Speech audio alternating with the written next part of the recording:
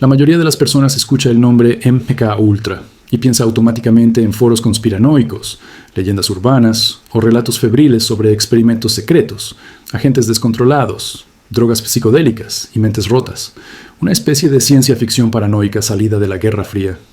Pero la verdad documentada, es mucho más inquietante que el mito, porque MK Ultra no fue el resultado de la locura, ni de un delirio colectivo, ni de una obsesión extravagante por controlar cerebros. Fue algo más frío, más racional, mucho más reconocible. MK Ultra fue un modelo de negocio, un intento multimillonario, financiado por el Estado, para responder una sola pregunta que sigue siendo el núcleo de todo sistema económico moderno. Si puedes moldear la forma en que la gente piensa, ¿puedes controlar la forma en que actúa?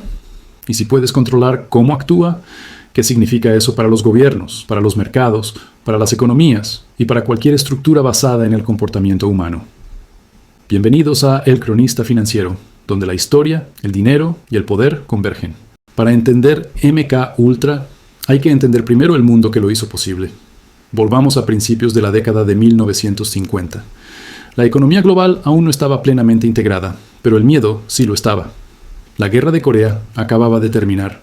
Soldados estadounidenses regresaban a casa tras años de cautiverio, y algunos lo hacían con comportamientos extraños, confesiones públicas, elogios al comunismo, discursos que parecían ajenos a su propia identidad. En Washington se encendieron todas las alarmas. Se hablaba de lavado de cerebro. Se rumoreaba que la Unión Soviética estaba experimentando con hipnosis, drogas y tortura psicológica. China aplicaba programas de reeducación ideológica. La propaganda se convertía en un arma tan poderosa como los tanques. La Guerra Fría no fue solo un conflicto militar, fue una guerra psicológica.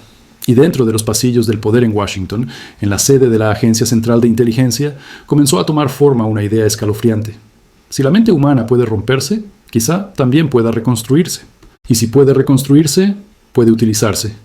En 1953, el entonces director de la CIA, Allen Dulles, autorizó oficialmente un programa llamado MK Ultra. En los papeles parecía un proyecto de investigación. En la práctica funcionaba como una operación encubierta. Pero en su esencia era otra cosa, una inversión.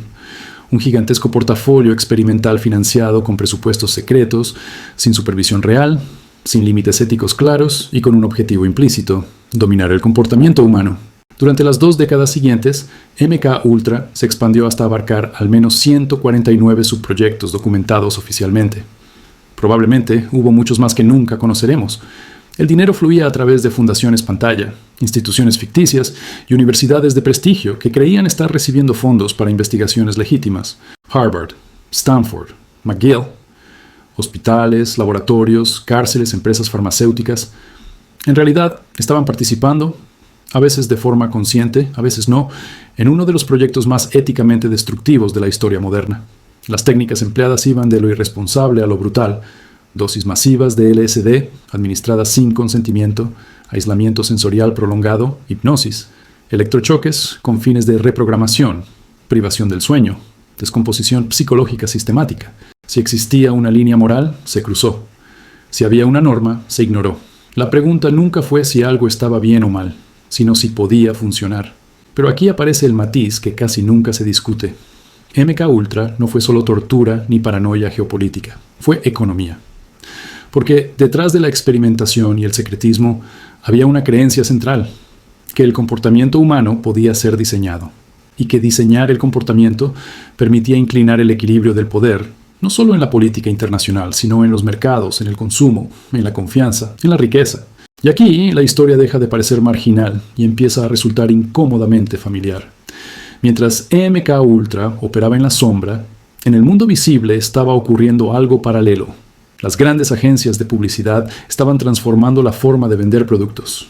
Madison Avenue reescribía las reglas del consumo. La psicología conductual se convertía en una herramienta de persuasión masiva. La economía de posguerra explotaba y las empresas querían entender algo esencial: ¿qué hace que la gente compre, elija, confíe, se endeude, sea leal? 2 mundos distintos, uno clandestino, otro corporativo, estaban formulando la misma pregunta: ¿cómo se controlan las decisiones? Y cuando uno observa el panorama completo, queda claro que MK Ultra no fue una anomalía aislada. Fue el reflejo oscuro del nacimiento de la ciencia de la persuasión, la manipulación y la ingeniería del comportamiento. La CIA no ejecutó MK Ultra de manera directa. Externalizó, subcontrató, financió a profesores, psiquiatras, químicos, neurólogos y médicos.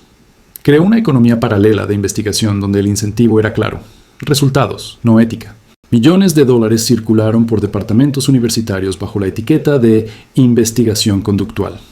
Empresas farmacéuticas suministraron compuestos experimentales. Hospitales probaron tratamientos radicales. A muchos investigadores se les sugirió discretamente que dejaran la moral a un lado. Aquí aparece una lección clave que conecta directamente con el sistema financiero explicado. Cuando el objetivo es influir, el dinero fluye sin fricción. MK Ultra no buscaba solo comprobar si la mente podía romperse. Buscaba algo más valioso: predecir el comportamiento humano. Y la predicción es la base de cualquier sistema económico.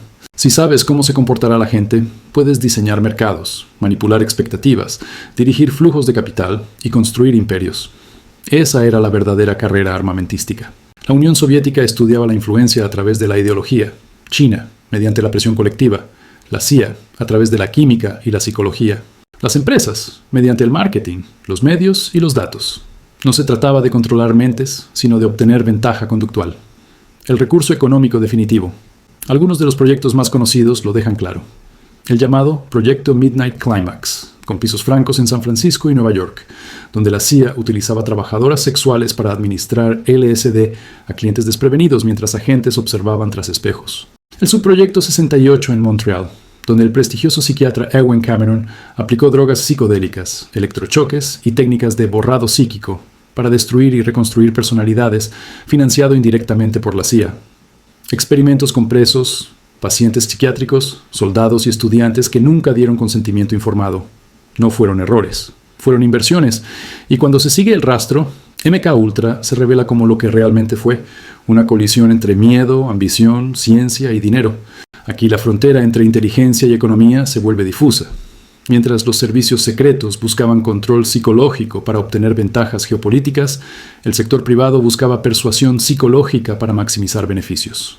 Las técnicas, sin sus versiones más extremas, comenzaron a aparecerse. Mientras la CIA estudiaba vulnerabilidades, el mercado estudiaba deseos. Uno operaba con secreto, el otro con estrategia. Ambos aprendían a moldear el comportamiento, y eso nos lleva a una conclusión incómoda. MK Ultra no fracasó. Mutó. Cuando el programa fue oficialmente clausurado en 1973, no fue por un despertar moral, fue porque se convirtió en un riesgo político. El escándalo de Watergate había erosionado la confianza pública. El Congreso empezaba a investigar abusos. MK Ultra, si salía a la luz por completo, podía destruir la legitimidad del Estado. Así que los archivos se quemaron, literalmente. Toneladas de documentos destruidos por orden directa. Solo sobrevivieron algunos registros financieros y papeles sueltos, pero el conocimiento no desapareció, los incentivos tampoco. La idea central, que el comportamiento humano es moldeable, predecible e influenciable, se convirtió en la base de una nueva era. Una era donde el control ya no vendría de drogas ni hipnosis, sino de sistemas, de mercados, de tecnología. La inteligencia se retiró de las sombras justo cuando el sector privado avanzó con herramientas más sofisticadas, mejores datos y mejores recompensas. MK Ultra fue un prototipo rudimentario. El producto final lo desarrollaron las corporaciones, los publicistas, los economistas conductuales y más tarde Silicon Valley. Piénsalo como una carrera de relevos. MK Ultra demostró que se podía alterar la percepción y el comportamiento. Luego las universidades estudiaron sesgos cognitivos, adicción, toma de decisiones. Después, el marketing perfeccionó la segmentación emocional. Más tarde, los estrategas políticos optimizaron mensajes. Y finalmente, las plataformas tecnológicas crearon sistemas donde cada clic, cada pausa y cada gesto alimenta algoritmos diseñados para influir. Lo que la CIA intentó imponer con química, la tecnología lo consiguió con código. En paralelo, la economía también cambió.